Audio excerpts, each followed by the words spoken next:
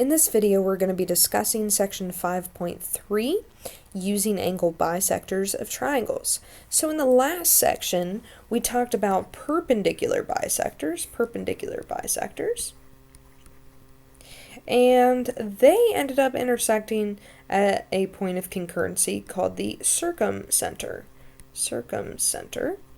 And the circumcenter ended up being equidistant from the circumcenter, alright, to the vertex. Alright, each vertex. That ended up being equidistant. So we're going to have some additional properties and vocab words that we're using here in this section. So it's going to be helpful for us to, remember that and then make a list for angle bisectors. Alright, so what is it going to be called and what special property do we have now that we know it? Okay, so remember that an angle bisector is a ray that divides an angle into two congruent adjacent angles. So bisect means that it's going to cut into two congruent pieces, and I'm bisecting an angle. So we also want to remember that the distance from a point to a line is the length of the perpendicular segment. Right, so anytime we're talking about distance, or we're talking about, the word altitude or height, we should see a right angle in there. So in the diagram, ray PS is the bisector of angle QPR, and the distance from S to PQ, ray PQ, is SQ, where SQ is perpendicular to PQ. Alright, and that would be the same for SR. SR is going to be perpendicular to PR. Alright, so I've got a couple of theorems. Theorem 5.5, my angle bisector theorem. If a point is on the angle bisector, then it is equidistant from the two sides of the angle. So in this example, D is on the angle bisector, so it is going to be equidistant, all right, from each of the sides. So if I'm talking about distance, I should see the right angles in there, and I know that DB is going to be congruent to DC, all right? So I do have to have my if-then statement.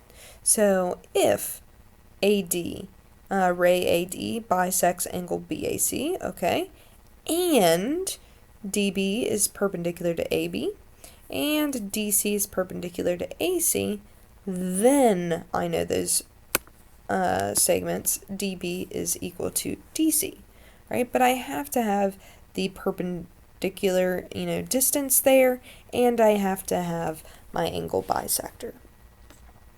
So I can take the converse of that. If a point is on the interior of the angle and is equidistant, so I have that distance marked, all right, and is equidistant from the sides of the triangle, then it lies on the bisector of the angle. Okay, so here I still need to know that DB is going to be perpendicular to AB, and DC is going to be perpendicular to AC, because we were talking about a distance, all right, and it is equidistant, so I need that little hash mark there, or a number, to know. And if I have that, then I know AD is the angle bisector of angle BAC. And then I've got theorem 5.7 here, concurrency of angle bisectors. So the angle bisectors of a triangle intersect at a point that is equidistant to the sides of the triangle. So instead of being equidistant to the vertices, like the circumcenter was, this point of concurrency for angle bisectors is equidistant to the sides. So if I have an angle bisector, I want to go ahead and, form that. I would start at each vertex, making sure that I've got my congruent angles drawn in there. Alright, so I have all of my angle bisectors. They all intersect at P, and then I could draw that perpendicular distance back to every single one of the sides. Alright, and all of those lengths are going to be equal. Alright, that point of concurrency is called the incenter. Alright, the incenter always lies inside of the triangle. So instead of being a circumcenter and drawing a circle around the triangle, I'm drawing a circle inside of the triangle.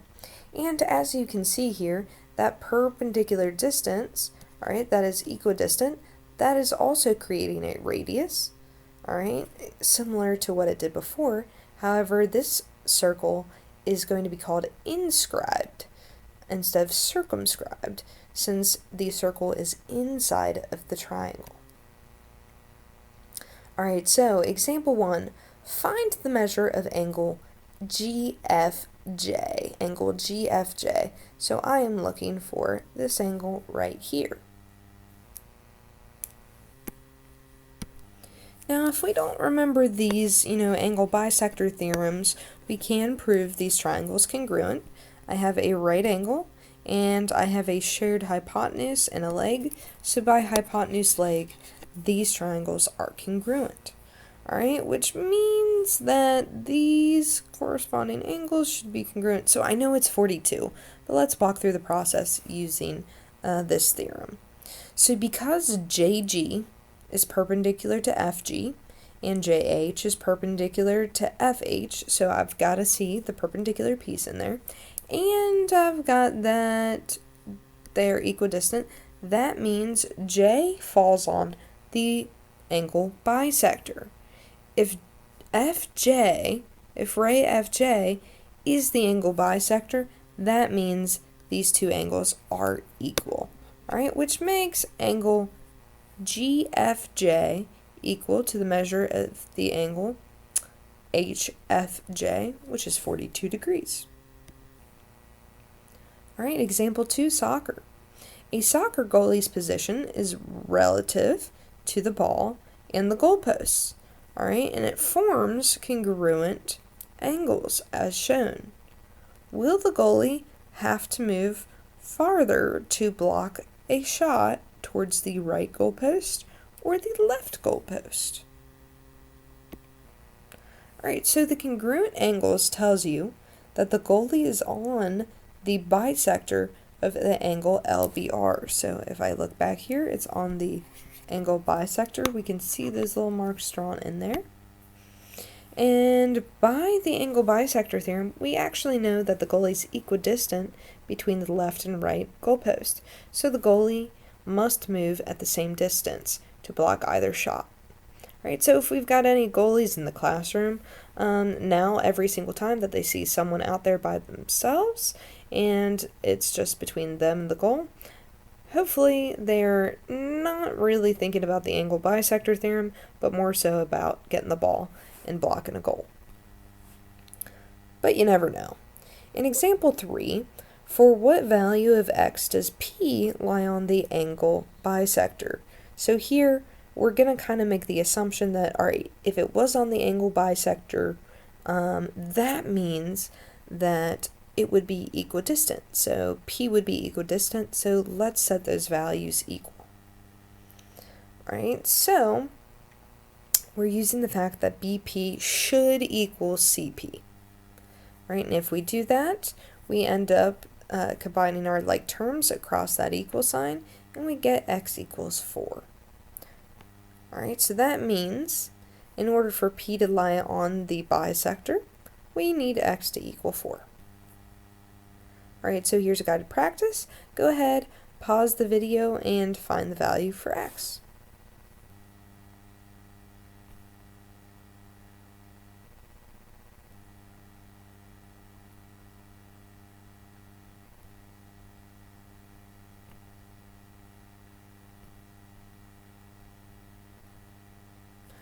Alright, and that brings us to theorem 5.7, concurrency of angle bisectors. So the angle bisectors have a point of concurrency that's going to be equidistant to the sides of the triangle.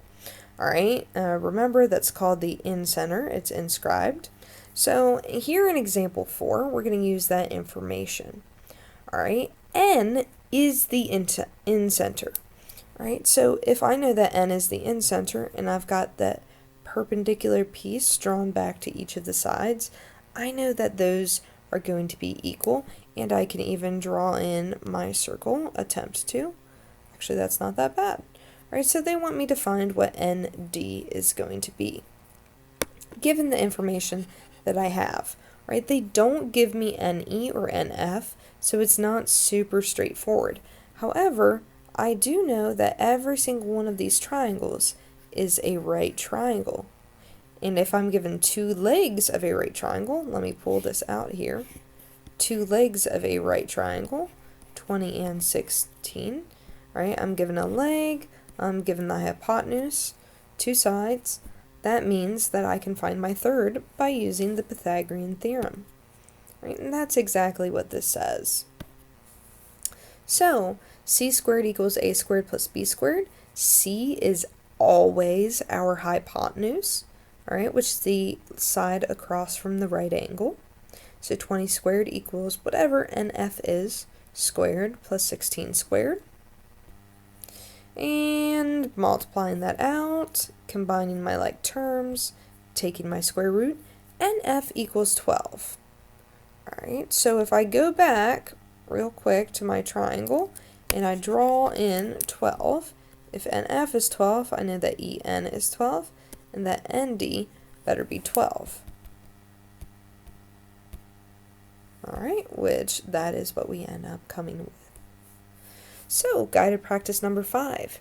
In example 4, suppose you're not given AF or AN, but you are given BF and BN. Then find the value of ND if BF is 12 and BN is 13. Here you would find that the answer is 5 for ND. Alright, if you guys have any questions, feel free to send me a video. I look forward to hearing from you.